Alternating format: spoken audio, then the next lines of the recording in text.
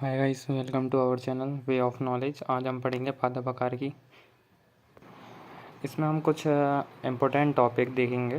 पादप की में जो होता है, देखो एक पेड़ के बारे में जानना पड़ता है इसमें। ये सब आपको पता है क्योंकि आप कुछ चीज़ों से आपने जैसे बुक्स वगैरह से आप पढ़ चुके हो। तो सीधे सीधे मेन टॉपिक में आता हूँ। अपन इसमें पढ़ेंगे पेड़ के बारे में, जड़, इसके इतने चीज़ पढ़ेंगे, तना, ठीक है, पत्ती, और उसका थोड़ी और डिटेल, बीज, और फिर उसके बाद अपन जड़ की थोड़ी और डिटेल देखेंगे। फिर अपन तने के बारे में पढ़ेंगे पूरा, और फिर उसके बाद एंड में अपन फूल, और फिर अपन जो पौधों में अनिवार्य तत्व होते हैं उनके बारे में पढ़ेंगे, और उनका पोषण कैसा होता है वो पढ़ेंगे। और फिर उसके बाद लगाएंगे अपन पीवाई की क्वेश्चन पूरे, ठीक है। फिर उसके बाद आप पढ़ोगे जो पौधों में वाष्पोत्सर्जन होता है, प्रकाश संश्लेषण होता है, उसकी पूरी डिटेल, उसकी पूरी प्रोसेस क्या है। उसके बाद उसके PYQ लगाएंगे, ठीक है। और प्रकाश संश्लेषण कैसे होता है उसकी और डिटेल, ठीक है। यहाँ से PYQ लगा लेंगे फिर। और यदि आपने इतना कर लिया तो इससे बाहर एक भी क्वेश्चन नहीं जाएगा, ठीक है। चलो स्टार्ट करते हैं। देखो पादप की में कुछ छोटी छोटी बातें, जैसे कि ये आपका बीज हो गया, तो जो जड़ होती है उसको मूलकूट बोलते हैं, और प्रकूट बोलते हैं, ऊपरी जो निकलता है, ठीक है।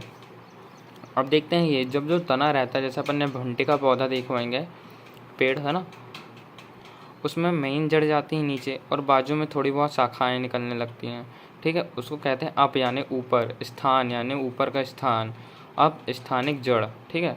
ऊपरी जड़ यानी अपस्थानिक जड़ कहते हैं इसको। ये किसमें पाई जाती है? मक्का, गन्ना इत्यादि में। और ये भी नोटिस करना है कि जो अपस्थानिक जड़ है वो सिर्फ एक बीजपत्री पौधों में पाई जाती है। और आपको पता है एक बीजपत्री पौधे कैसे कहते हैं? मतलब जिनके बीजों को दो भागों में अलग नहीं किया सकता, जैसे गेहूं का बीज, तो उसमें आपने देखे होंगे रेशे पाए जाते हैं बाहर, अपस्थानिक जड़। भुट्टे के जो मक्का रहता है उसे दो भागों में डिवाइड नहीं कर सकते, चना को दो भागों में डिवाइड कर सकते हैं, इसलिए उसमें अपस्थानिक जड़ नहीं पाई जाती, ठीक है। अब इनमें श्वसन मूल पाए जाते हैं, ठीक है, उसको राइजोफोरा कहते हैं। अब जो जड़ हैं वो कई प्रकार की होती हैं, आप देखते हैं कौन कौन सी, जैसे स्तंभ मूल, ठीक है, प्रोप रूट, जो कि सीधे खड़े 90 डिग्री में लगभग जो रहते हैं उनमें पाई जाती है, जैसे बरगद का पेड़ सीधा खड़ा रहता है, ठीक है, पीपल का पेड़ सीधा खड़ा रहता है। अब जिसमें उनमें जो साइड साइड निकलती हैं ना जड़ें, उनको कहते हैं स्तंभ मूल। अब अवस्तंभ मूल यानी कि स्टिल्ट रूट, जो तिरछे हो जाते हैं, यानी कि शकरकंद, मक्का, गन्ना, ये थोड़े टेढ़े मेढ़े हो जाते हैं ना, गन्ना देखे होगा आपने। आरोही जड़ मतलब कि क्लाइंबिंग रूट, ठीक है, जो जड़ों के सहारे ऊपर चढ़ते हैं, ठीक है, जैसे पान पोथोस, ठीक है, ये एक पोथोस नाम का एक पेड़ है। अब परजीवी जड़, पैरासाइट रूट, यानी कि दूसरों पर निर्भर रहता है, जैसे कस्क्यूटा। देखो एक बार और फिर मैं बता दे रहा हूँ, मैं चाहूँ तो आपको ये सारी चीज़ों की डिटेल बता सकता हूँ। शकरकंद क्या है, पोथोस क्या है, कस्क्यूटा कैसा दिखता है, उसमें क्या होता है, अवस्तंभ मूल को अवस्तंभ क्यों कहते हैं, आरोही क्यों कहते हैं, परजीवी क्यों कहते हैं, ये पर डिटेल बनाऊंगा तो बहुत लेंदी वीडियो हो जाएगा, मेरे को कम से कम 6-7 वीडियो बनाना पड़ जाएगा। बट इसलिए मैं बोल रहा हूँ आप 2-4 बुक से या दूसरे के यूट्यूब चैनल से, मैं नहीं बोल रहा मेरे यूट्यूब चैनल से, देखो दूसरे के यूट्यूब चैनल से वीडियो देखकर यहाँ पर सिर्फ प्रैक्टिस करने आओ, ठीक है। आपको टाइम बचाना है, एग्ज़ाम क्लियर करना है, ठीक है। तो मैं अपने चैनल ग्रो करने के लिए नहीं बना रहा, आपका सिलेक्शन हो इसलिए बना रहा हूँ। ठीक है, आगे बढ़ते हैं, टाइम वेस्ट नहीं करते। अधिपादपीय जड़, ठीक है, दूसरे पर निर्भर होती है, बट ये बहुत ज़्यादा निर्भर होती है, ये छोटा सा होता है, नाम मात्र का निर्भर होता है, उसको कहते हैं आर्किड। ये आएगा अधिपादपीय जड़, आर्किड, ठीक है। चूसक जड़ होता है एक, सकिंग रूट, ठीक है, उसको कहते हैं अमरबेल। अमरबेल आपने देखे होंगे, वाइट वाइट ऐसे पेड़ों में लगी रहती हैं सीधी सीधी, लाइका मैगी नूडल्स। अब मालाकार जड़ भी होती हैं। अब मालाकार में बोले सकते हैं तो करेला की जड़ देखे होगा आपने, उसकी ऐसे ऐसे रूट होती हैं, ठीक है। अंगूर की हो गई। अब रेशेदार जड़, ठीक है, वो उसमें आ जाएगा प्याज। अब जड़ की कुछ और थोड़ी सी डिटेल देखते हैं। देखो जड़ में मेन टॉपिक क्या है, ये होती हैं मूलांकुर से विकसित होती हैं, ठीक है। अब देखो धनात्मक गुरुत्वानुवर्ती, यानी कि देखो गुरुत्वाकर्षण कहाँ लगता है, ये पृथ्वी तो अंदर लगेगा, ठीक है। अब ये पौधा है, ठीक है, तो ये नीचे जा रही है जड़, तो ये धनात्मक है ना, गुरुत्वाकर्षण अपनी ओर खींच रहा है, तो वो भी उसी तरफ जा रही, तो ये धनात्मक गुरुत्वाकर्षण के कारण नीचे आ रही, तो गुरुत्वानुवर्ती। अब ऋणात्मक प्रकाशानुवर्ती बोला है, मतलब प्रकाश तो इधर है, ठीक है, पर जा कहाँ रही है, वो नीचे जा रही है, ठीक है, यानी ऋणात्मक उल्टी दिशा में जा रही है, ऋणात्मक प्रकाश अनुवर्ती। और उसी को इंग्लिश में कहते हैं जियोट्रॉपिक और फोटोट्रॉपिक। अब देखो जड़ में क्या है, नोड और इंटरनोड यानी पर्व और पर्व संधियाँ अनुपस्थित होती हैं, और इनमें जो एपिडर्मिस होते हैं वो एक कोशिकीय मूल रोम होते हैं। और जड़ों का कार्य क्या होता है, वो पादप हार्मोन्स बनाती हैं। और जो मॉडिफाई रूट होती हैं, ठीक है, ये अलग से मॉडिफाई हो जाती हैं, उनका कार्य होता है भोजन बनाना और श्वसन करना।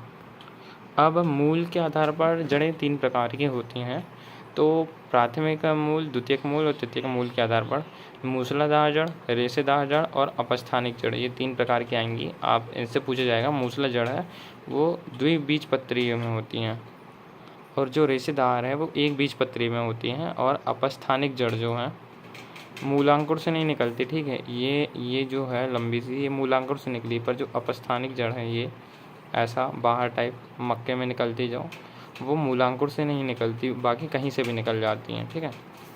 अब देखते हैं जो एक बीजपत्री है उनके उदाहरण, गेहूँ, जौ, सुपारी, बाजरा, केला, गन्ना, मक्का, चावल, ठीक है। जड़ों पर एक कोशिकीय संरचना पाई जाती है, मूल रोम, उसको एपिडर्मिस कहते हैं।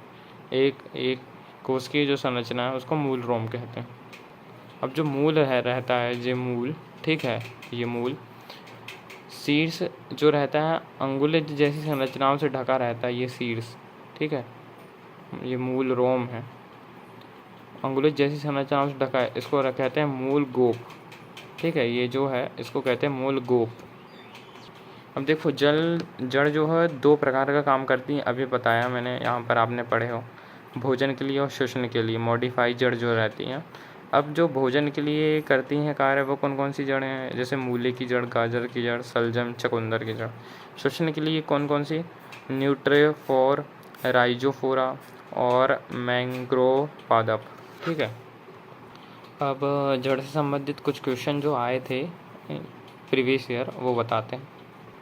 आपको बुक में देखोगे तो बहुत सारे क्वेश्चन मिल जाएंगे, वो बहुत सिंपल हैं, इन्हीं के अंदर से हैं, बट अब कुछ क्वेश्चन ऐसे जो हार्ड थे वो मैंने नोट किया हूँ। देखो जड़ों की जल अवशोषित करने वाली अधिचर्म कोशिकाएं में प्रायः जो लंबे रोम जैसी संरचनाएं होती ना, जो लंबे रोम जैसी संरचनाएं होती हैं वो क्या करती हैं, अवशोषित करने के लिए उपलब्ध क्षेत्रों में वृद्धि करने का कार्य करती हैं।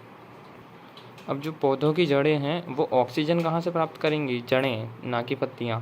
पत्तियाँ तो प्रकाश से करेंगी, पर जो पौधों की जड़ें हैं मिट्टी के कणों के बीच मौजूद जो वायु होती हैं वहाँ से प्राप्त करती हैं। अब जो मूसला जड़ें हैं वो भूमि के अंदर लंबाई के रूप में पाई जाती हैं, जैसे कि मूसला जड़ चकुंदर, नीम, मटर, आम, ठीक है। रेशेदार झकरा जड़ कहते हैं उसी को, इसमें रेशे जैसी बहुत सी जड़ें होती हैं, जैसे गेहूँ, मक्का, चावल। पौधों की जड़ों के दाब की माप, जड़ों में जो दाब पड़ता है, जड़ों द्वारा दाब लगाया जाता है, उसको किससे मापते हैं, मैनोमीटर से मापते हैं, ठीक है। जड़ से इतने क्वेश्चन बनेंगे, और जो क्वेश्चन इसमें नहीं लिखे हैं वो बहुत सिंपल हैं, आप प्रैक्टिस करोगे तो आपको मिल जाएंगे। अब नेक्स्ट टॉपिक देखते हैं, तना। तना कई प्रकार के होते हैं, ठीक है। कई तने को खाते हैं, जैसे कि कंद कहते हैं उनको, ठीक है, खाने वाले तने को। और कंद में कौन कौन से जाएंगे, आलू एक तना है जिसको अपन खाते हैं। अब गाद वाला तना, गाद सुने होंगे, गाद निकलती है उस वो वाला तना उसको कहते हैं प्रकंद, जैसे कि हल्दी, अदरक, केला, ठीक है। अब जिसमें पानी जाता रहता है उसको कहते हैं सलकंद। सलकंद के उदाहरण है प्याज, लहसुन, लिली। अब धनकंद के उदाहरण है बंडा, अरबी, केसर और जिमीकंद। ठीक है, ये सब उदाहरण पूछे जाते हैं। अब भूमिगत जो तना है वो है अदरक, हल्दी, आलू। अब यहीं से क्वेश्चन देख लेते हैं। कुछ पौधों में तनों से चिपका पदार्थ जो गोंद है असंजक बनाने के लिए किया जाता है। ठीक है, तो ये कैसे बनता है? जो सेल्यूलोज रहता है पौधों में उसके टूटने से बनता है। अब तना के कुछ टॉपिक देखते हैं, मतलब कि पॉइंट। प्रकंद से विकसित होता है। ठीक है, तना ऋणात्मक गुरुत्वाकर्षण और धनात्मक गुरुत्व प्रकाशानुवर्तन ये दोनों होता है इसमें। अब जो पर्व नोड है या फिर इंटरनोड्स हैं यानी कि पर्व संधि वो होती हैं इनमें, और कार्य रहता है इनका सुरक्षा का और कार्यिक प्रबंधन का। इनके कार्य याद करना। अब जो अर्धवायवी तना है उनके रूपांतरण कौन कौन से हैं देखते हैं। भूविस्तारिक तना, ठीक है, ऑफसेंट, उसके उदाहरण जलकुंभी, जिसको बंगाल का आतंक भी कहा जाता है। अपरिभूस्तरीय स्ट्रॉबेरी, अंतः भूस्तरीय केला, अनानास, भूस्तरीय मिंट और जासमीन। ये इतना इम्पोर्टेंट नहीं है, बट मैं सोचा था कहीं इससे भी क्वेश्चन ना बन जाए, इसलिए इतना डीपली पढ़ा था। अब वायवी तनों का रूपांतरण है कटक स्तंभ, जैसे सिट्रस, संतरा, नींबू, और स्तंभ प्रतान और पर्वकाय स्तंभ, पर्णभ तना। इनके उदाहरण देख लेना, इम्पोर्टेंट नहीं है। अब देखते हैं ये वाला। पादप वहन तंत्र द्वारा पत्तियों और जड़ों से ऊर्जा भंडारण और अपरिष्कृत पदार्थ का परिवहन किया जाता है। अब देखते हैं नेक्स्ट टॉपिक, पत्तियाँ, जिससे भर भर के क्वेश्चन मिलते हैं। ठीक है, अब जो पत्तियों में हरा रंग होता है वो क्लोरोफिल के कारण होता है। कीटभक्षी पौधे होते हैं कुछ कुछ, जिनका नाम है पिंचर, ब्लैडर, यूट्रिकुलेरिया। ये इंपॉर्टेंट है, ये पूछे जाते हैं। जब स्लाइड पर चीनी का प्रबल विलयन डाला जाता है तो उसमें कोशिका का जल का उत्सर्जन जालिका कवक करेंगे और कोशिका अंदर मौजूद सामग्री सिकुड़कर कोशिका भित्ति से दूर हो जाती है। ठीक है, अब जो पत्तियाँ उसकी थोड़ी डिटेल देखते हैं।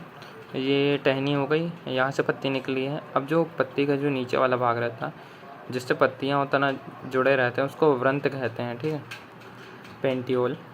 अब जो ऊपरी भाग रहता है जहाँ से ऐसा अंकुर टाइप निकला रहता है, ज़्यादातर आप ये देखोगे गुलाब के फूल वाले जो रहते हैं उनमें, पत्तियों में, अनुपर्ण कहते हैं इसको, स्टिपल। ठीक है, अब जो यहाँ पर आप ये जालीनुमा ऐसी संरचनाएं देखते हो बहुत सारी, उसको सिरा कहेंगे, और जो कोंटे में रहता है उसको एपेक्स कहेंगे। ठीक है, लेमिना। जो यहाँ से मेन शाखा जाती है उसको कहेंगे मिडरीफ, मध्य सिरा। अब बीज पत्री है और एक बीज पत्री है। एक बीज पत्री में तो ऐसा रहता है ना, देखो ये संरचनाएं होती, जैसे गेहूं की पत्ती हो गई ऐसी सीधी सीधी, ये होती संरचनाएं गेहूं की पत्ती, देखे हो गया धान की पत्ती। और द्विबीजपत्री में जैसे कि केले की, इसमें शाखाएं होती हैं, जैसे ये द्विबीजपत्री है। ठीक है, एकांतर समानांतर सिराएं होती हैं, ये उदाहरण है उनके। अब देखते हैं फूल की डिटेल। ये आपने बुक में पढ़े होंगे और पहले 11th 12th पढ़ रहे होंगे, तब ये ध्यान भी होगा आपको। तो चलो देखते हैं। अब जो फूल रहता है उसके नीचे वाला भाग वृंत कहता है, स्टेम कहते हैं, इसको बाह्य दलपुंज कहेंगे, और इसको पुष्पासन। ठीक है, पुष्पासन किसको कहेंगे? ये वाले को, ये है पुष्पासन। अब ये इसके जस्ट ऊपर वाला भाग कहलाता है अंडाशय, ये कहलाएगा, और डिटेल पढ़ेंगे अभी इसको कहेंगे जायांग। ये पूरा, ये जो है पूरा जायांग कहलाएगा, जिसमें वर्तिकाग्र और अंडाशय होता है। ठीक है, अब ये जो साइड विभाग हैं ये जितने, इसको पुमंग कहते हैं, या फिर अपन इसको योजी भी कह सकते हैं। ठीक है, जिसमें होता है तंतु होता है और पराग कोश होता है और पुंकेसर होता है। ठीक है, और ये जो पत्ती हो गई इसको दलपुंज कहेंगे, और ये हो गई बाहरी दलपुंज। अब इसमें ये जो जायांग है उसको डिटेल से पढ़ें साइड करके, तो जायांग होता है, इसको पुष्प योनि भी कहते हैं, जिसमें अंडाशय होता है, जिसमें तीन अंड होते हैं। ठीक है, और ये वर्तिका होती है जिससे कि पराग नली कहते हैं उसमें, और वर्तिकाग्र होता है जिसमें 2 अंड होते हैं।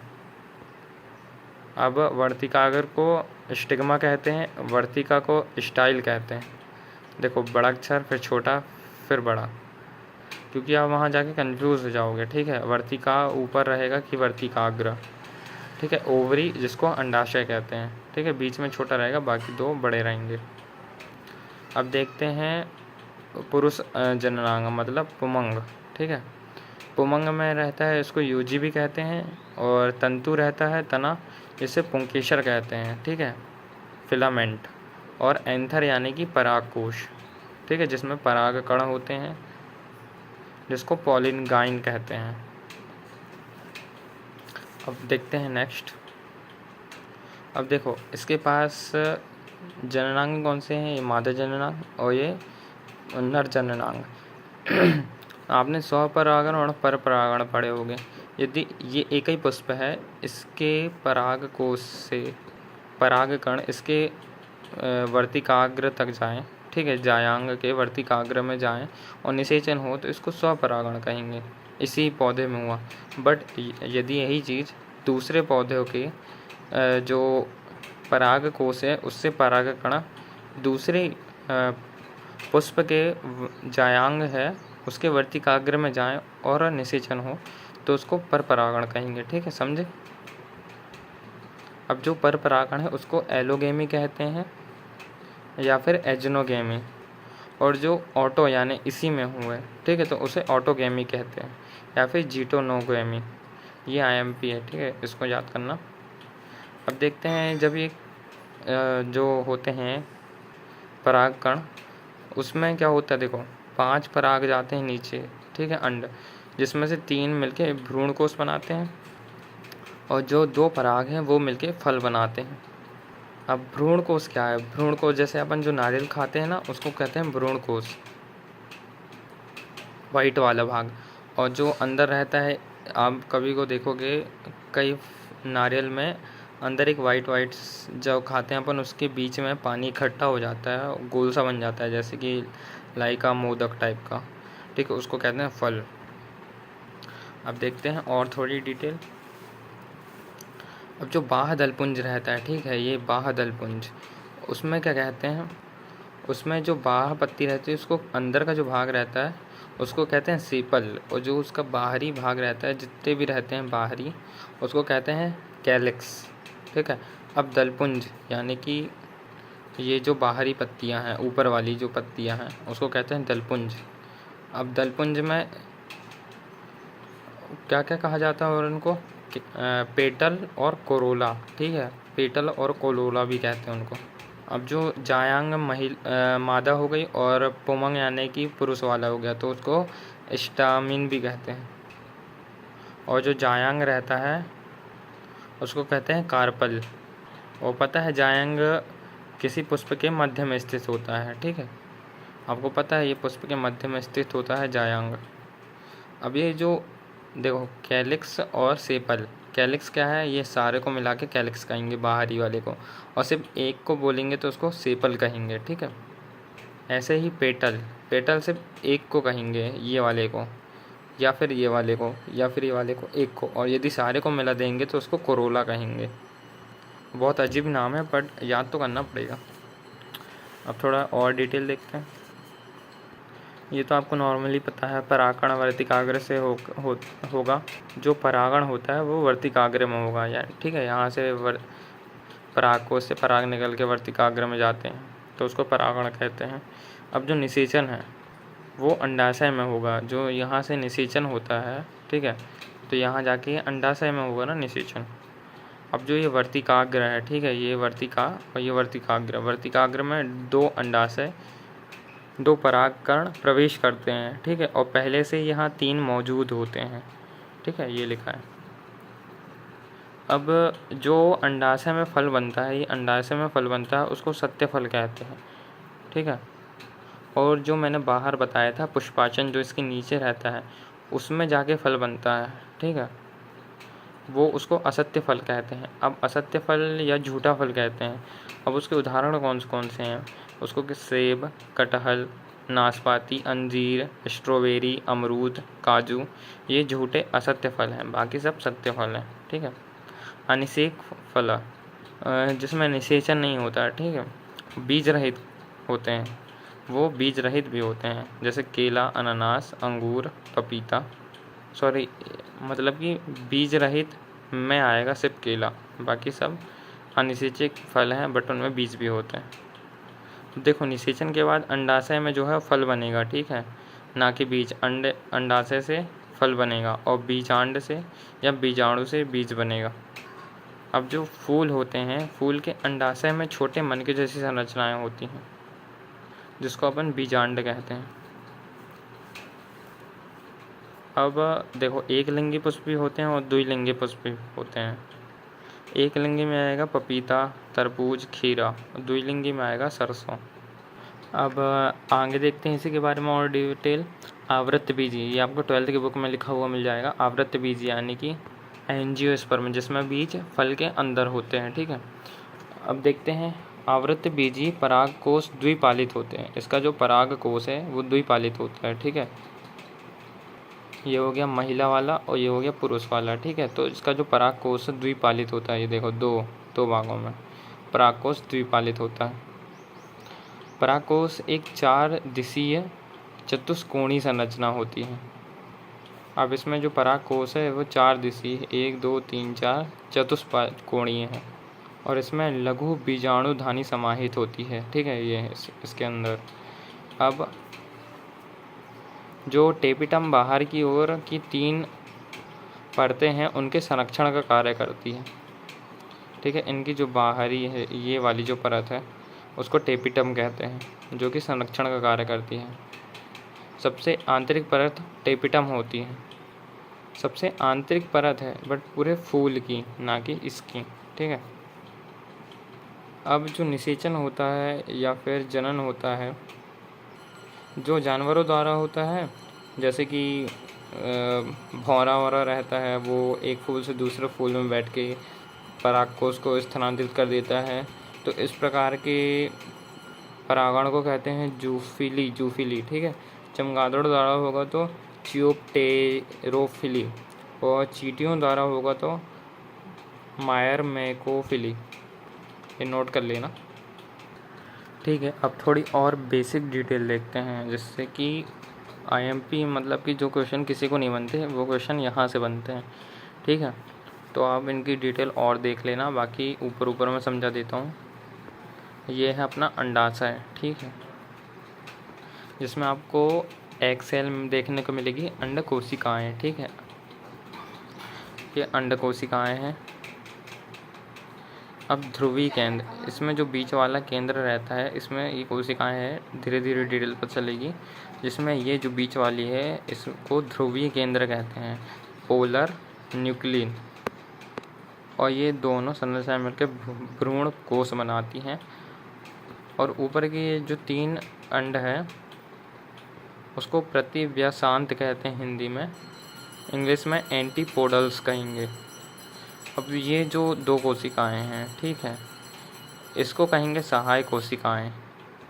और ये वाली जो है बीच में वो है अंड कोशिका यानी एग सेल। और ये ध्रुवीय केंद्र, ठीक है, पोलर न्यूक्लिक, जिसमें कि 2 केंद्रक हैं और बाकियों में एक केंद्रक है। ठीक है। तो अपन ने सबसे पहले अंडाशय देखा, उससे बनता है बीजांड। ठीक है। और बीजांड के अंदर होता है भ्रूण कोश, और भ्रूण कोश में होती हैं ये जो भ्रूण कोश है, ये वाला जो भ्रूण कोश है उसके अंदर होती हैं 7 कोशिकाएं, जिनके नाम अपन ने पढ़ लिए। 3 प्रतिव्यासांत होती हैं, ये वाली 3। ठीक है। 2 ध्रुवीय कोशिकाएं हैं। ठीक है। ये जो, ठीक है, ध्रुवीय केंद्रक हैं, ये दो केंद्रक हैं, ये 2 हैं। और एक अंडकोश है। ठीक है। एक अंडकोश है और सहायक कोशिकाएं 2 हैं, ये 2 सहायक कोशिकाएं हैं। तो यहाँ पर अपन कर लेते हैं 1 और यहाँ आ जाएगा 2। ठीक है। अब 7 कोशिकाएं ये हो गई और 8 केंद्रक हो गए, 2 इसमें और बाकी 3 और 3 6, 7 8, ये हो गए 8।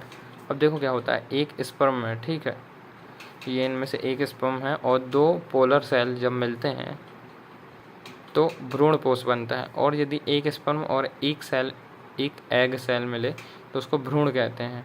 और ये जहाँ पर ये दोनों प्रक्रिया होती हैं तो अपन उसको दोहरी निषेचन कहते हैं। अब देखते हैं आगे, भ्रूण को जिसमें मादा युग्मक यानी कि अंडाशय उपस्थित होता है वो कहाँ होता है? वो होता है बीजांड में।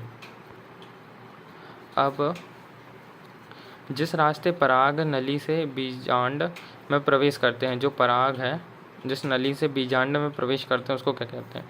देखो यहाँ पर है, ये है बीजांड द्वार, ठीक है, इसको चलेजा कहते हैं, ये वाली परत को, इधर को। और ये वाली जो नली है उसको बीजांड व्रंत कहते हैं, व्रंत, ठीक है।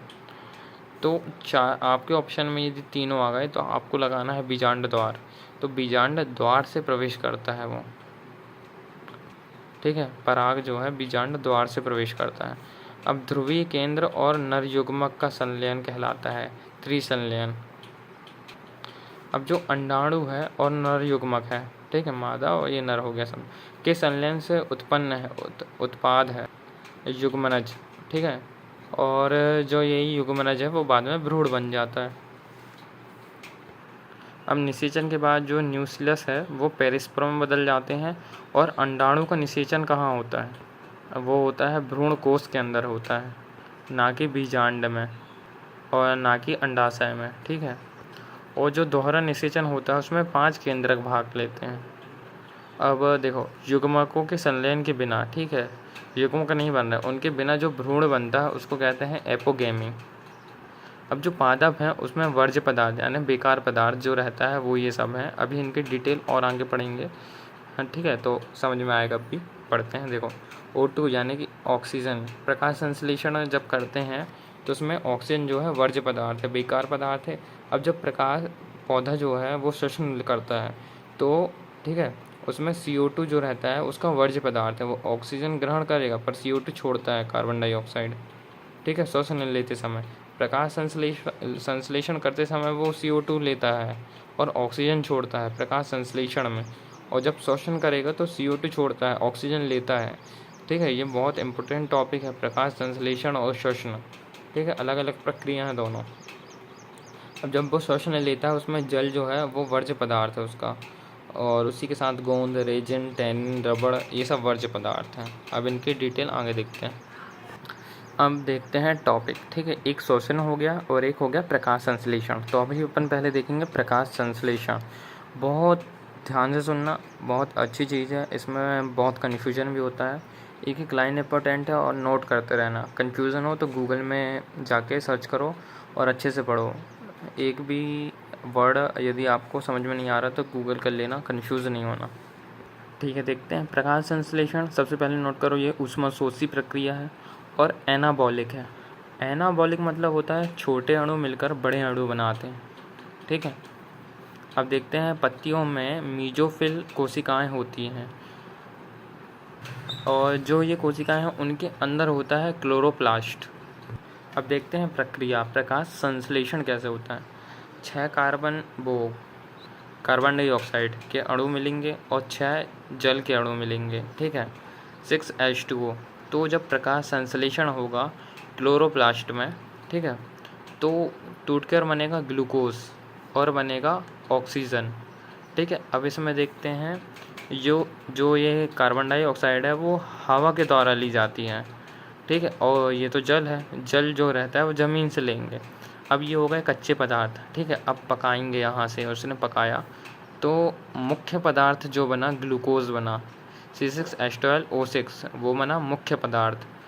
और ये है सह उत्पाद, यानी कि ये मुख्य पदार्थ बनने के बाद जो थोड़ा बहुत पदार्थ रह जाता है वो ये है सह उत्पाद में। अब ये ऑक्सीजन जो है जल से लेता है, ठीक है। अब ये 6O2 कहाँ से ले रहा है? ये वाला O2 ले रहा है कि ये वाला? तो ये वाला जल वाला ले रहा है, ठीक है, जल का 6O2 ले रहा है, जल से लेता है और हवा में ऑक्सीजन छोड़ देता है।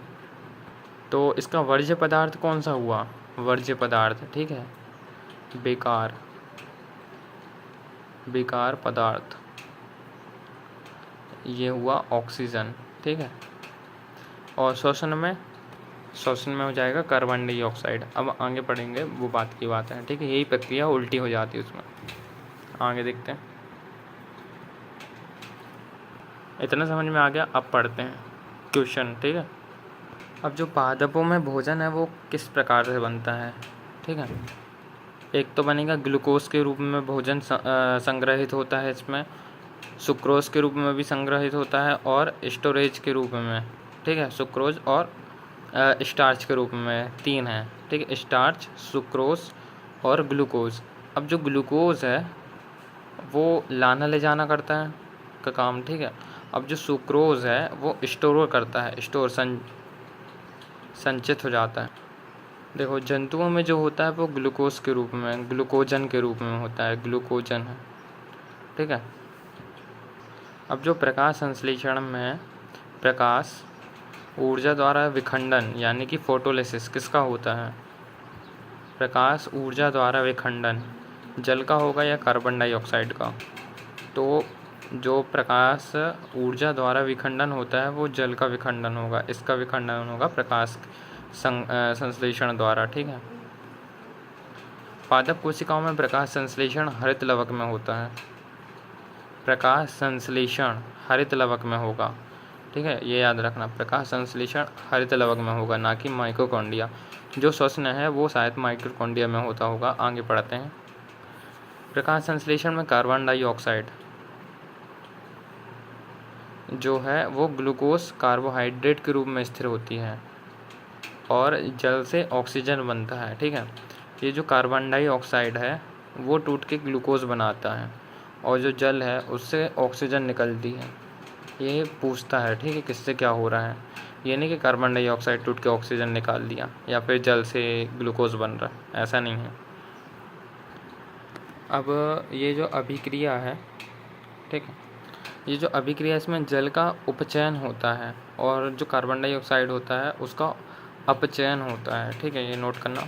हरित लवक 2 कोशिकाएं झिल्ली मुक्त होता है। प्रकाशिक अभिक्रिया का मुख्य उत्पाद NADPH और ATP होता है। ये अभी नेक्स्ट वीडियो में बताऊंगा मैं। अब देखते हैं प्रकाशिक अभिक्रिया का मुख्य उत्पाद, ठीक है, ये नोट करना, मुख्य उत्पाद है, ठीक है। NADPH और ATP ये पूछता है दोनों। अब चलो आगे बढ़ते हैं।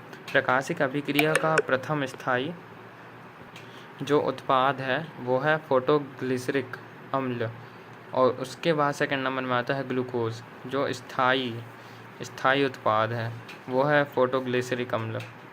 प्रकाश संश्लेषण दर कब बढ़ती है और कब घटती है, ये याद रखना है। जब जो प्रकाश है वो तीव्र होगा और CO2 की सांद्रता अधिक होगी, जब कार्बन डाइऑक्साइड ज़्यादा हो, ठीक है, और प्रकाश तेज हो, तो जो प्रकाश संश्लेषण की दर है वो बढ़ जाएगी। तापमान ज़्यादा हो तो भी बढ़ेगी। अब यहाँ देखते हैं, ये इधर कम होना चाहिए ये सब चीज़ें। O2 की सांद्रता बढ़ने से क्या होगी, प्रकाश संश्लेषण की दर घट जाएगी और यदि O2 की सांद्रता कम होगी तो प्रकाश संश्लेषण की दर बढ़ जाएगी। अब देखते हैं नेक्स्ट। अब जो वाष्पोत्सर्जन है या प्रकाश संश्लेषण है उसकी और डिटेल देखते हैं कि वो होता कैसा है। आपने देखे होंगे, पत्ती देख ली, अभी डिटेल बताया मैंने। इसमें ये जो है स्थूल कोण ऊतक पाया जाता है, कॉलिनकाइमा, जो कि नरम रहता है, ठीक है। और जो पौधा जब हार्ड रहता है जिसमें छाल रहती है उसको स्क्लेरेनकाइमा कहते हैं। और जो इनमें संवहन होता है ना, यानी कि जो भोजन आना जाना रहता है, जाइलम फ्लोएम बहुत नरम होता है, उसको कहते हैं पैरेन्काइमा। ये आप ऊतकों में पढ़ोगे, नेक्स्ट चैप्टर है, इसको ऐसे नोट कर लियो ना, बाद में जब आप पढ़ोगे तो ये समझ में आ जाएगा क्या है। अब जो O2 लेना या CO2 देना, ये सब जो प्रक्रिया होती है स्टोमेटा में होती है, रंध्र, ठीक है, क्लोरोप्लास्ट में। अब देखो ये जो छोटे छोटे छिद्र होते हैं, जैसे कि संरचनाएं देखे होगे आपने, छिवला नामक पेड़ होता है उसमें आपने ये देखे होगे संरचना। अब सीधे अपनी भाषा में बात करता हूँ, आपको समझ में होना चाहिए, ठीक है। अब वो जो उसमें होता है वो डिटेल देखो, इसको मैं जूम करके यदि बताऊँ तो इसमें संरचनाएं ऐसी होती हैं, ठीक है। ये जो है मैं बताता हूँ क्या क्या है, और इसके में एक लिक्विड भरा रहता है, उसको स्ट्रोमा कहते हैं। इसमें प्रकाश नहीं आता, ठीक है, ये प्रकाशहीन प्रक्रिया है। अब जो ये संरचनाएं हैं, इसको एक संरचना को ग्रेना कहेंगे, ठीक है, ग्रेना। और ये जो पूरी संरचना है इकट्ठी हो जाएंगी सारी मिलकर, उसको थैलेकाइंड कहेंगे। ठीक है। ये प्रकाशीय प्रक्रिया है, प्रकाश रासायनिक प्रक्रिया जो प्रकाश में होती है। और ये जो लिक्विड है स्ट्रोमा, इसमें आपको कुछ कुछ मिलेंगे बिंदु बिंदु जैसी संरचना, उसको राइजोसोम कहते हैं, राइबोसोम कहते हैं। सेल चैप्टर में आपने पढ़े होंगे राइबोसोम, ठीक है। अब जो थैलेकाइंट है उसमें क्लोरोफिल पाया जाता है, और क्लोरोफिल में होता है मैग्नीशियम, ठीक है। अब मैग्नीशियम जो होता है वहाँ से ये प्रक्रिया होती है, जल अपघटन की प्रक्रिया होती है, जिससे जो स्ट्रोमा है उससे RUDP से बाहर से जो लेता है ATP निकालता है और CO2 लेता है, और ये दोनों मिलके बनते हैं RUDP CO2, ठीक है।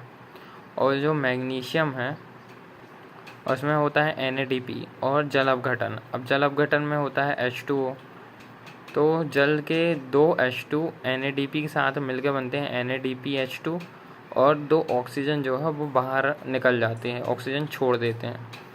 तो अपन जब भी पौधे हैं कार्बन डाइऑक्साइड ग्रहण कर लेता है, ठीक है, यहाँ से ग्रहण कर लिया, बाहर से कार्बन डाइऑक्साइड लेके, और जो ऑक्सीजन है उसको छोड़ देता है बाहर, तो इसका मुख्य उत्पाद NADPH हो गया, ठीक है, और जो छोड़ा वो है वो ऑक्सीजन हो गया। अब आगे देखते हैं। O2 लेता है, CO2 देता है, ये प्रक्रिया होती है एस्टोमेटा रंध्र में होता है। क्लोरोप्लास्ट होता है जो कि हरा रंग देता है, ठीक है। अब जो प्रकाश संश्लेषण में है उसमें ग्लूकोज बनता है, और ग्लूकोज एक कार्बोहाइड्रेट का प्रकार है, कुछ भी पूछ सकता है, दोनों पूछ सकते हैं यहाँ पर, ठीक है। कार्बोहाइड्रेट और ग्लूकोज कुछ भी, तो ग्लूकोज ही है जो कार्बोहाइड्रेट का प्रकार है, क्योंकि कार्बोहाइड्रेट कई प्रकार के होते हैं, glucose, fructose, maltose, galactose, lactose, ये सब क्या है, कार्बोहाइड्रेट है, ठीक है। ये प्रक्रिया अभी मैंने बताया। अब इसके क्वेश्चन देखते हैं। जल का अपचयन जो होता है ऑक्सीजन के बनने में होता है, और कार्बोहाइड्रेट का ऑक्साइड का अपचयन ग्लूकोज के बनने में होता है, ठीक है, पता है आपको। और इसी का यदि अपन उल्टा कर दें तो वो मनुष्यों द्वारा ये श्वसन प्रक्रिया है अपनी। अब जो प्रकाश संश्लेषण है, संश्लेषण याद रखना, अभी अपन श्वसन नहीं पढ़ रहे, संश्लेषण पढ़ रहे हैं, तो उसमें अपशिष्ट पदार्थ ऑक्सीजन, आपको पता है, त्यागता है ऑक्सीजन प्रकाश। और प्रकाश संश्लेषण में कार्बन हाइड्रोक्साइड का कार्बोहाइड्रेट में ऑक्सीकरण नहीं होता, ऑक्सीकरण नहीं होता, अपचयन होता है। अब जो प्रकाश संश्लेषण वो क्या है, वो है प्रकाश ऊर्जा को रासायनिक ऊर्जा में परिवर्तन करता है, ठीक है। प्रकाश आ रहा है और उससे ये सब बना के वो रासायनिक ऊर्जा कार्बोहाइड्रेट में रसायन में चेंज कर दिया, ठीक है। स्वापोषी पोषण में किसकी आवश्यकता नहीं होती, ऑक्सीजन की आवश्यकता नहीं होगी, क्योंकि ये तो उत्पाद ही है ना। अब देखो, प्रकाश संश्लेषण के दौरान जो संश्लेषित कार्बोहाइड्रेट है उसको स्टार्च के रूप में संचित कर लिया जाता है। अब प्रकाश संश्लेषण के लिए आवश्यक मूलभूत तत्व कौन कौन से हैं। क्लोरोफिल की आवश्यकता पड़ेगी, ठीक है, अपन को सूर्य के प्रकाश की आवश्यकता पड़ेगी, कार्बोहाइड्रेट और पानी की कार्बन डाइऑक्साइड। कार्बोहाइड्रेट तो बनेगा और जल भी बनेगा, तो ऑप्शन में आएगा जल, कार्बोहाइड्रेट, तो उसको नहीं लगाना। ये 4 चीज़ों की आवश्यकता पड़ेगी। सूत्र में अपन को ये 3 चीज़ मिल जाएगी। क्लोरोफिल भी आपको लगाना है। प्रकाश संश्लेषण की दर, किस रंग में प्रकाश संश्लेषण अधिक होता है, ठीक है, तो लाल रंग में सबसे अधिक प्रकाश संश्लेषण होगा, और सबसे कम प्रभावी। अब देखो, पहले समझो इसको, किस रंग के प्रकाश की रेंज, प्रकाश संश्लेषण की दर को सबसे कम प्रभावित करता है, ना कि कम करता है, सबसे कम प्रभावित करता है, तो वह हरा रंग सबसे कम प्रभावित करेगा। अब जो प्रकाश संश्लेषण में जो ऑक्सीजन है वो पानी से आता है, ठीक है, अपन को पता है, कार्बन डाइऑक्साइड में नहीं आता। कार्बन डाइऑक्साइड से तो वो कार्बोहाइड्रेट बनता है। अब प्रकाश जो पौधे में है, केल्विन साइकिल होता है एक, उसमें होता है फोटोसिंथेसिस के किस स्तर पर ग्लूकोज का निर्माण होता है, तो वो जो ग्लूकोज का निर्माण होता है वो केल्विन साइकिल से होता है, ठीक है, इसको नोट कर लो। आगे देखते हैं। पौधों का जो हरा भाग है वही बस ऑक्सीजन को छोड़ सकता है और कुछ नहीं। तना नहीं छोड़ सकता, जड़ नहीं छोड़ सकता, ठीक है। पत्तियाँ छरी होती हैं, जो कि क्लोरोफिल। अब जो स्ट्रोमा होता है उसमें एंजाइमेटिक प्रक्रिया होती है जो शर्करा संश्लेषण करता है, बाद में स्टार्च बनाता है। अब जो क्लोरोफिल रहता है उसमें कई प्रकार के रंग होते हैं, तो जैसे chlorophyll A, chlorophyll B, xanthophyll और कॉर्टिनॉइड, ये अलग अलग रंग देते हैं। जेंथोफिल देगा पीला रंग, कॉर्टिनॉइड देगा पीला से नारंगी पीले रंग, और क्लोरोफिल ए देगा चमकीला नीला हरा रंग, और क्लोरोफिल बी देगा पीला हरा रंग, ठीक है। अब जो क्लोरोफिल केंद्र में, ठीक है, सबसे केंद्र में पौधों की पत्तियों के जो केंद्र में है वो क्लोरोफिल ए पाया जाता है, ये इम्पोर्टेंट है। ये 12th के बुक में दिया है, ये इतना डीपली पूछेगा नहीं, छोड़ दो इसको। प्रोटीन तथा अन्य यौगिकों के संश्लेषण के लिए आवश्यक तत्व है नाइट्रोजन। प्रकाश संश्लेषण रेडॉक्स अभिक्रिया है, अपचयन उपचयन दोनों होता है इसमें, पता है आपको। ऊष्माशोषी और एनाबॉलिक प्रक्रिया है, इसमें ऊष्मा का अवशोषण होता है, और एनाबॉलिक है यानी कि छोटे छोटे अणु मिलकर बड़े अणु बनाता है। जो हरे पौधे होते हैं उसमें प्रकाश संश्लेषण के टाइम मुख्य उत्पाद क्या होगा? कार्बोहाइड्रेट, मतलब कि ग्लूकोज, ना कि ऑक्सीजन। ऑक्सीजन तो अपशिष्ट पदार्थ है। प्रकाश संश्लेषण के लिए आवश्यक कच्चा पदार्थ कौन सा है? कच्चा पदार्थ जिससे वो मिलकर बनते हैं तो वह है कार्बन डाइऑक्साइड, और ग्लूकोज तो बनता है यानी कि मुख्य उत्पाद हो जाएगा, और ऑक्सीजन तो अपशिष्ट उत्पाद में चल जाएगा। पादपों में भोजन संवहित होता है सुक्रोज के रूप में, ठीक है। पादपों में भोजन संचित होता है, संवहित यानी चलना, ठीक है, एक स्थान से दूसरे स्थान सुक्रोज के रूप में जाता है, और जो सुक्रोज है वो संचित होता है, इकट्ठा हो जाता है स्टार्च के रूप में एक जगह जाकर। अब जो प्रकाशिक अभिक्रिया है तो मुख्य उत्पाद आपको पता है, NADPH हो गया और ATP हो गया, और जो वो ऑक्सीजन है वो बाय प्रोडक्ट के रूप में बनता है, यानी सह उत्पाद के रूप में बनता है, ठीक है। और ये अंदर का डीपली देखो, बहुत डीपली क्वेश्चन है। हरे पौधों का जो मुख्य उत्पाद है वो है ग्लूकोज, और प्रकाशिक अभिक्रिया, ये अभिक्रिया है, ठीक है। अभिक्रिया में मुख्य उत्पाद आएगा NADPH और ATP, समझे। अब पॉज करो वीडियो को और ये जो लाइन है यहाँ से यहाँ तक की अच्छे से समझो, बहुत क्वेश्चन बनते हैं इससे। और जो प्रकाश संश्लेषण अभिक्रिया उसका प्रथम स्थायी उत्पाद स्थायी फोटोग्लिसरिक अम्ल है, उसके बाद आता है ग्लूकोज, और ऑक्सीजन का सांद्रण प्रकाश संश्लेषण की अभिक्रिया को कम कर देता है, और इसी प्रक्रिया को वॉरबर्ग प्रभाव कहते हैं। स्वपोषी पोषण करता है जीवाणु। भोजन का संश्लेषण पर्णहरित के माध्यम से होता है। देखो, वायुमंडलीय दाब बढ़ा देंगे तो वाष्पोत्सर्जन की दर घटती है, और वायुमंडलीय दाब घटाएंगे तो वाष्पोत्सर्जन की दर बढ़ेगी। अब देखते हैं सेकंड टॉपिक, श्वसन, पौधों में श्वसन, ठीक है। अभी अपन ने देखे प्रकाश संश्लेषण, 6 CO2 + 12 H2O, 6 ये बनाया कार्बोहाइड्रेट और जल, और फिर ऑक्सीजन, ठीक है। यह है लंबी प्रक्रिया, ठीक है। अब इसी का कंपैरिजन करेंगे अपन श्वसन में, पौधों में श्वसन। इकट्ठे आपको इतना डीपली समझा के कोई नहीं बताएगा। अब देखो अलग अलग करते हैं, ठीक है। ये है कैटाबॉलिक और ये है एनाबॉलिक। छोटे छोटे अणु मिलकर बड़े अणु बनाए, और इसमें बड़ा अणु है वो टूट के छोटे छोटे अणु बनाएगा, कैटाबॉलिक। ये है ऊष्मा शोषी अभिक्रिया, ये है ऊष्मा क्षेपी अभिक्रिया, ठीक है। अब देखते हैं इसमें होता क्या है। C6H12O6 ग्लूकोज या फिर कार्बोहाइड्रेट प्लस ऑक्सीजन जो है यानी 6O2 ऑक्सीजन, उल्टी प्रक्रिया हो गई है। जो यहाँ पर बनाएंगे क्या क्या, 6H2O यानी कि जल, और plus carbon dioxide 6CO2 plus ऊर्जा निकलेगी थोड़ी, ठीक है।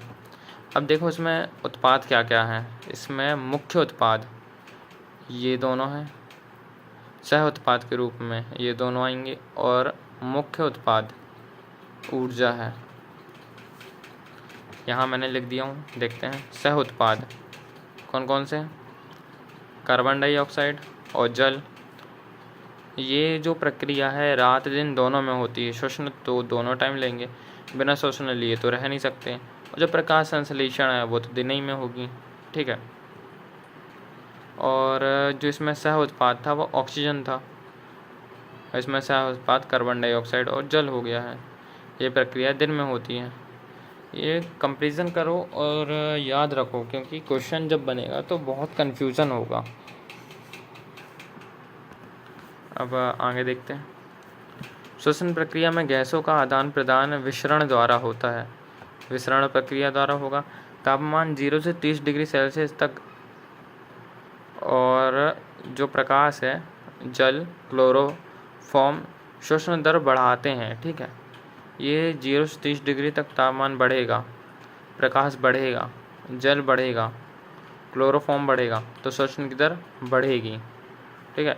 CO2 की सांद्रता और O3 की सांद्रता श्वसन दर को कम कर देते हैं। श्वसन दर श्वसन है, और O2 की सांद्रता श्वसन में कोई प्रभाव नहीं डालेगी इसमें, ठीक है।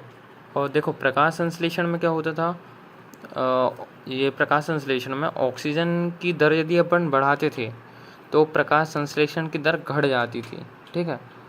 दर बढ़ाएंगे तो ऑक्सीजन की, जब दर बढ़ाएंगे तो प्रकाश संश्लेषण घट जाएगा, और इसमें ऑक्सीजन की सांद्रता का कोई प्रभाव नहीं पड़ेगा, ठीक है, श्वसन में। पर जो श्वसन है उसके लिए ऑक्सीजन बहुत अनिवार्य तत्व है। श्वसन के लिए ऑक्सीजन अनिवार्य है, पर ज़्यादा ऑक्सीजन ले लो या कम ऑक्सीजन ले लो, इसमें कोई प्रभाव नहीं पड़ेगा इसका, पर ज़्यादा ही कम नहीं, ठीक है। कन्फ्यूजन वाला चैप्टर है, बट क्या करें, बहुत IMP क्वेश्चन है, एक एक नंबर बहुत कीमती होता है, करना तो पड़ेगा। सबसे अधिक श्वसन दर देखा जाता है अंकुरित बीज में। ये 2024 में ये क्वेश्चन आया है ALP में, अभी रिसेंटली। तो सबसे अधिक श्वसन दर जो है वो अंकुरित बीजों में देखी जाती है। यहाँ पर प्रकाश संश्लेषण और श्वसन प्रक्रिया खत्म होती है। अब देखते हैं अपन पोषक तत्व। पौधों में अनिवार्य तत्व कौन कौन से हैं? वृहद पोषण तत्व और सूक्ष्म पोषण तत्व, ठीक है, जो ज़्यादा पाए जाते हैं। चॉपकिंस, कैल्शियम, मैग्नीशियम। चॉपकिंस मतलब कि बोलो तो कार्बन, हाइड्रोजन, ऑक्सीजन, फास्फोरस, ठीक है, potassium, nitrogen, sulphur, calcium, magnesium, याद करने की ट्रिक है। अब सूक्ष्म पोषण तत्व में क्या आ जाएगा? लोहा, मैग्नीशियम, तांबा और मोलिब्डेनम, जिंक और क्लोरीन, निकेल। वृहद पोषण तत्व हैं यानी कि ज़्यादा वाले कौन है? 17 हैं, और अनिवार्य तत्व जो हैं 21 हैं। अनिवार्य तत्व की सांद्रता कम होने पर वृद्धि रुक जाती है क्योंकि वो अनिवार्य हैं,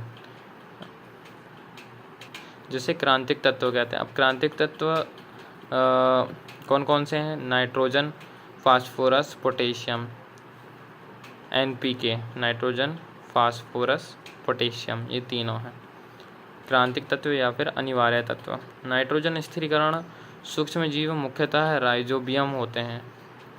अब देखते हैं वृहद पोषण तत्व और सूक्ष्म पोषण तत्व कौन कौन से हैं। ये तो अब भी अपन ने इसके ट्रिक पढ़े। अब ये वाले हैं, ठीक है, सूक्ष्म पोषण तत्व, याद कर लेना। अब ये छोटी छोटी चीज़ें लिखी हैं, ये कभी कभी पूछ लिया जाता है इसमें। जैसे क्लोरोफिल निर्माण में लोहा काम आता है, सबसे ज़्यादा मात्रा में पाया जाता है लोहा, ठीक है। जल विघटन का काम करता है मैग्नीज।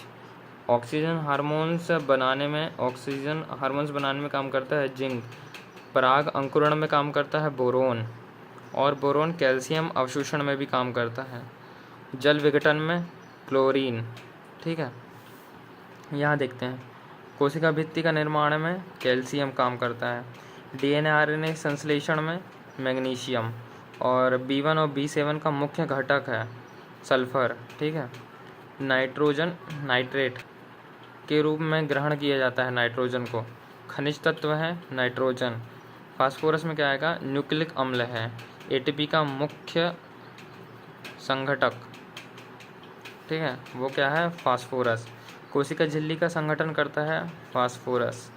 रंध्रों के खुलने और बंद होने का कार्य किसके पास है? पोटेशियम के पास। कार्बन डाइऑक्साइड में से जल को अलग करता है हाइड्रोजन। ठीक है। H2O में हाइड्रोजन। सर्वाधिक मात्रा में पाए जाने वाला बृहद पोषण में कार्बन। बहुत इम्पोर्टेंट टॉपिक है, सब आएंगे, याद करो भाई।